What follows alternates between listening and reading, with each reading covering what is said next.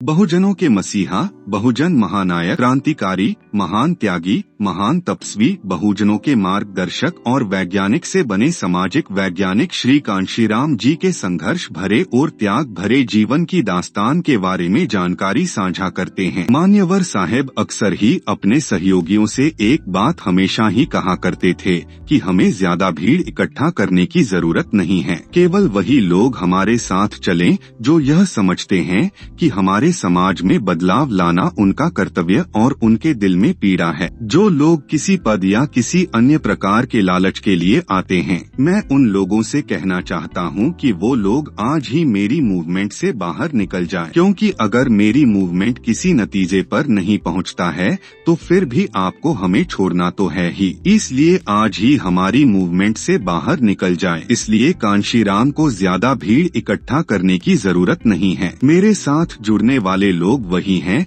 जो साहूजी महाराज, ज्योतिराव फुले, डॉक्टर भीमराव अंबेडकर साहेब की विचारधारा, निरस्वार्थ, ईमानदारी, परिश्रम, निष्ठा में पूर्ण विश्वास रखते हैं। मैं ज्यादातर ऐसे लोगों को चाहता हूं जो मेरी तरह हमेशा पानी के बहाव के विपरीत चलना जानते हों। और जो लोग 2x2 होता है वह तो ठीक है, लेकिन 2x2 भी हो सकता है कहे। मुझे उन लोगों की ज्यादा जरूरत है, क्योंकि जिस मिशन पर मैं अपना घर बार, अपनी आलीशान नौकरी को छोड़कर, सुख सुविधाएं छोड़कर आया हूँ, वह इतना आसान रास्ता नहीं है कि आप कम समय में ही बहुत कुछ हासिल कर लेंगे। हाँ, एक बात मैं दावे के साथ कह सकता हूँ कि अगर आप ईमानदारी और लगन से मेरी बात मानकर ईमानदारी, निष्ठा, लगन से काम करोगे तो वह दिन दूर नहीं जब दिल्ली के तख्त की चाबी आपके हाथ में होगी। यह आंदोलन बहुत लंबा और बहुत कठोर है। इस यात्रा में आपको कई तरह के लोग मिलेंगे